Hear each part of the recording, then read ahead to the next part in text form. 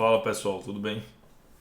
Então, nessa segunda parte aí, eu decidi dividir os vídeos em três, justamente para ter um foco aqui na parte de sockets UDP, depois TCP, depois Enroll, ok? Então, ficar vídeos curtos aí para a gente poder explorar cada tipo de socket de maneira exclusiva, ok? Então, vamos só relembrar aqui a parte de sockets UDP, né? Onde a gente vai poder fazer envio de broadcast e multicast, é uma exclusividade desse tipo de protocolo, né, porque ele é baseado em datagramas, né, e ele não tem confirmação. Não provê confiabilidade, não provê ordenação de pacotes. Né? Então isso soa como algo ruim, mas a gente sabe que isso é simplesmente um recurso que depende da aplicação que você vai trabalhar. Né, e é muito leve e rápido. Né? Então, o exemplo que eu vou mostrar aqui é uma implementação em Python, onde eu vou rodar um código, né? A gente vai analisar o código primeiro, vai rodar ele e vai analisar ele depois, né? No final. Analisar agora o resultado dele, né? No Wireshark, ok? Então deixar o Wireshark até aqui já abertinho, deixar ele rodando como sendo um processo aqui, ok? A gente vai deixar ele já preparado, ok? Então rodem aí também. E o código já deixei disponível aí na plataforma, né? Vocês baixam para rodar junto aqui comigo. Então, primeiro ponto é o que eu planejei, a gente fazer uma pequena implementação de um beacon, né? O que é um beacon? Um beacon, ele é um sisteminha básico que a gente já utiliza ele todo dia e nem sabe, né? Por exemplo, quando você está acessando, né, seu celular, por exemplo, ou a sua placa aqui de vídeo, né? De seu equipamento que você está usando, PC ou notebook, onde você está vendo as redes, né? Por exemplo, de onde é que vocês acham que vem essa informação aqui, né? Que tem as redes, ó, por exemplo, aqui é a minha interface de rede, né? De onde é que está vindo essas informações da rede sem fio, né? Elas só aparecem aqui porque o roteador fica mandando constantemente, né? Ela no ar e a minha placa ela vai capturando. E aqui o software renderiza a informação e mostra pra gente, ok? Mas veja que eles mudam, ó, tá vendo? Eles ficam alterando aqui porque constantemente o roteador está mandando, né? Então isso é uma ideia simples, né? Onde eu procurei implementar aqui através de sockets para a gente ter uma ideia, né? Então aqui a gente tem uma biblioteca, socket, né? E o time, que é só para temporizar o intervalo em que a mensagem vai ser enviada. Então existe o UDP Beacon, né? Que é a primeira implementação aqui, que ficaria fazendo o que? Ele instancia um socket do tipo UDP, né? Então passa parâmetros dizendo que ele é um socket de rede, que é um datagrama, né? E trabalha no nível de, vai trabalhar com o nível de rede abaixo, né? Por ser um datagrama UDP, e ele define, né, certo, algumas opções referentes a o socket, que é justamente para trabalhar em broadcast. Okay? A gente coloca um timeout pequeno aqui para ele não ficar, né, caso tenha alguma bronca, né, do bloqueio ao tentar receber os dados, ele vai dar um timeout simplesmente, né? Isso não deve acontecer com a gente. E aí finalmente a gente faz um bind para que essa pequena aplicaçãozinha que a gente está escrevendo ela rode em uma determinada porta, né? Então vocês vão ver que é um pouco diferente do TCP, né? Onde a porta é aleatória, a gente aqui está definindo uma porta, né? Para fazer um bind para ela, e quem vai receber vai ter que ter um bind também para ele, né? Tá trocando mensagens por UDP, né? Então lembra que o UDP é o modelo do correio, né? Envia e espera-se que chegue tudo bem, né? Mas se não chegar não vai ser feito nenhum esforço para a mensagem ser reenviada. Então, a partir do momento que a gente faz um bind aqui, né, com o objeto, né, a gente instanciou aqui uma classe que foi a socket, né, usando o construtor aqui socket, parametrizou, né, fez o bind para uma porta, criou uma mensagem, uma string. Aí a gente entra no loop infinito que vai fazer o quê? Basicamente, ficar mandando essa mensagem para o endereço de broadcast. Essa rede que eu defini aqui é a minha rede interna do Netkit, tá? Então não vai ser essa rede aqui do que a gente vai estar rodando aqui, né? A gente tem formas mais genéricas de fazer. A gente pode mandar isso aqui para o endereço de broadcast genérico, né? Poderia ser aqui 255 255.255.255. E essa mensagem vai sendo enviada em loop infinito e tal, e a cada 1 segundo ele para reenviar, ok? A lógica basicamente é essa aqui no DP Beacon. Agora o servidorzinho que vai ficar recebendo as mensagens, o que é que vai acontecer com ele? Ele é mais simples ainda, né? Instanciamos da mesma forma, né? Informamos que é um datagrama UDP, setamos o socket novamente para ele trabalhar com broadcasts, fazemos um bind em uma outra porta, ok? Aqui nesse caso a gente está trabalhando com a 3333.3, não é isso? E entra em loop aqui novamente, né? Então, para a gente conseguir fazer a conexão UDP, a gente tem que ter, né, um endereço, uma porta, né? E aqui nós fazemos o bind, entramos num loop, né, e pegamos da mensagem que está chegando, né, do socket, a gente vai pegar os dados que ela traz e o endereço, né, e atribuir automaticamente para uma variável. Então aqui a gente tem um recebimento de 1024 bytes por vez, né, e dentro desse dado a gente decodifica ele e coloca aqui em duas variáveis, né, tanto os dados que são recebidos quanto o endereço que está sendo trazido junto à mensagem. E aí a gente imprime na tela, imprime tanto o endereço quanto os dados que estão chegando. Simples a lógica, né? Vamos ver como é que fica. Se eu rodar aqui agora, né? Python udp beacon.py. Aqui ele está mandando o beacon, né? Eu vou abrir o terminal aqui para a gente rodar Python udp server, né? E aí a gente vê que ele já está recebendo a mensagem recebida do IP tal na porta tal, eis uma mensagem de beacon recebida, né? Então são dois processos rodando localmente, né, em portas diferentes, e aí a gente está vendo uma mensagem ir de um lado para o outro. Isso funcionaria pela internet, funcionaria por qualquer outra rede no meio, tá? Mas eu optei por utilizar aqui mais simplesmente para a gente ver. Se a gente abrir aqui, a gente consegue.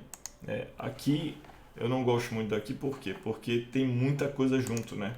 Tudo que está passando pela minha interface de rede. A gente pode tentar filtrar, né? Mas tem umas coisas curiosas. Deixa eu parar aqui. Vamos ver. Aqui a gente vê, ó. Isso aqui vem de outro software, né? Que é o NitroShare até. Quem já está comigo há um tempo já deve ter visto. E esse aqui seria o nosso. Mas engraçado que o Netkit, o Wireshark, ele identifica como sendo outro protocolo, né? Provavelmente ele confunde o filtro, né? E quando ele confunde o filtro, ele até busca outras informações aí que não tem nada a ver, né, com o que a gente fez aqui e coloca na mensagem. Mas se você olhar para os dados, né, os dados que estão vindo da mensagem, eles vêm com a mensagem que a gente colocou lá no código da gente. Toda essa informação a mais aqui é vinda do filtro, né? Na verdade, o filtro que ele faz. Isso é um pouco estranho, mas tinha acontecido antes. Eu tinha modificado a porta por isso, mas aparentemente o filtro pegou novamente como sendo algo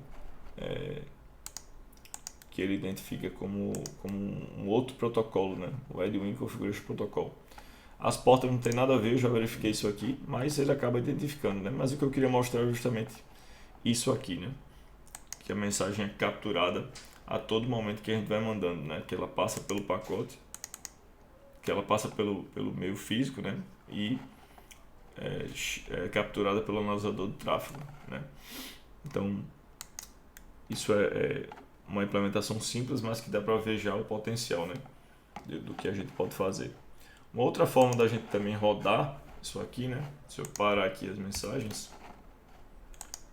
é dentro de uma topologia do Netkit. Simples, né? Fiz uma topologia simples aqui, ó.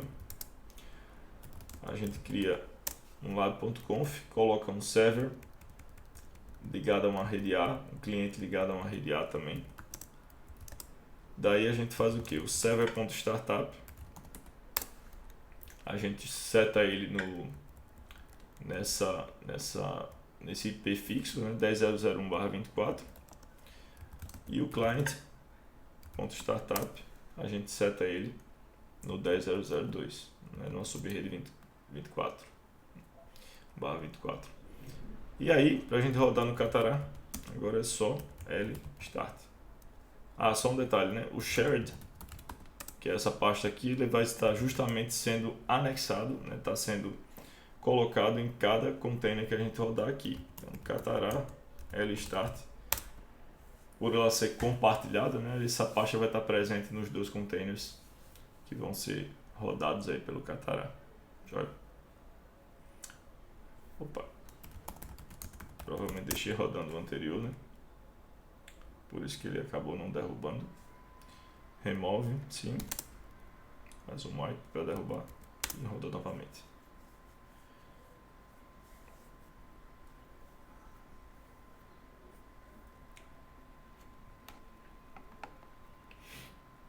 Então, a partir do momento que a gente roda no Catará, por exemplo, né, a gente cria uma subrede aqui virtual. Qual é a vantagem? Vocês vão ver que a captura fica extremamente limpa, né? Não tem ruído, não tem outras coisas passando pela interface de rede, porque a gente criou uma rede só pra gente, né? A gente vem aqui pro Shared, tá aqui a nossa implementação. Deixa eu só ver se está tudo ok. Usamos o endereço de broadcast genérico, né? Então vamos lá, Python, udp beacon.py. Aqui dentro do Netkit é Python 3 do Networks Unreachable. Vai. Tá? Provavelmente isso é por causa do endereço de broadcast genérico, né? Ele não aceita, provavelmente. Teve algumas alterações do Python, né, no decorrer das versões. Algumas coisas ele não aceita. A gente pode utilizar então o endereço de broadcast de fato da rede. 0255. Isso aí. Está sendo enviado. Antes de eu começar aqui, deixa eu fazer isso aqui, ó. TCP dump. Vocês lembram do host home, né? Host home. Eu tenho um link direto aqui com a minha máquina física. Eu vou rodar um TCP dump para capturar esse tráfego todinho na minha placa TH0 e jogar um arquivo que vai ser host home barra captura udp.pcap. Eu vou jogar ele pro background aqui para ele ficar escutando. E aqui a gente vai rodar o que? Apenas o servidorzinho que vai estar escutando os pedidos aí, os broadcasts. udp server.py. Rodamos ele aqui, né? Da mesma forma como a gente fez, né? Com a redezinha virtual agora a gente está recebendo as mensagens de um lado ao outro, né?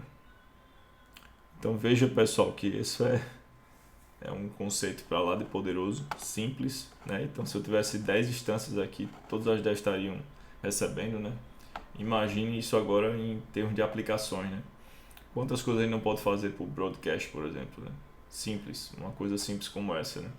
Onde você tem um controle de vários dispositivos, você pode mandar uma mensagem única para todo mundo, né? Por exemplo, desligar todas as máquinas no laboratório, né? Isso é simples usando broadcast. Então tem tantas aplicações, né? Quando você começa a analisar a ideia de sockets, né? Que cabe a gente, né, estudar, sempre vai ser uma coisa boa. Parei aqui a transmissão e vamos olhar como é que está lá no host home. Captura o DP, né? Então ele está por aqui, ó. E se eu vier aqui na minha máquina real, minha máquina de fato, ele deve estar aqui, ó, captura o dp.pcap. Clicamos 2 vezes e ele vai puxar, né? Você vê que o filtro continua vindo aqui, né? Por alguma razão o Wireshark identifica o pacote da gente como Edwin. Se acontecer com vocês já sabem também, né? Mas na verdade deveria ser apenas, né, exclusivamente um pacotinho DP simples, né? Você vê a porta de origem e destino de captura. E aqui os dados, isso aqui tudo é relevante, né? Tudo isso aqui que vem é de um protocolo que o filtro, né? Não tem nada a ver isso aqui. Mas Vamos ignorar isso, né? Apenas um filtro aí do Wireshark, que ele está por alguma razão pegando. Mas veja que os dados que a gente mandou tá aqui, né? Tá junto. Ok? Então, gente, era basicamente isso que eu queria mostrar nesse vídeo, né? O processo de captura, o processo de criação de um socket simples, usando o protocolo UDP, ok? Então, espero que vocês tenham gostado aí e experimentem aí na máquina local de vocês, para vocês também aprenderem um pouco sobre isso. Obrigado, um abração, até breve.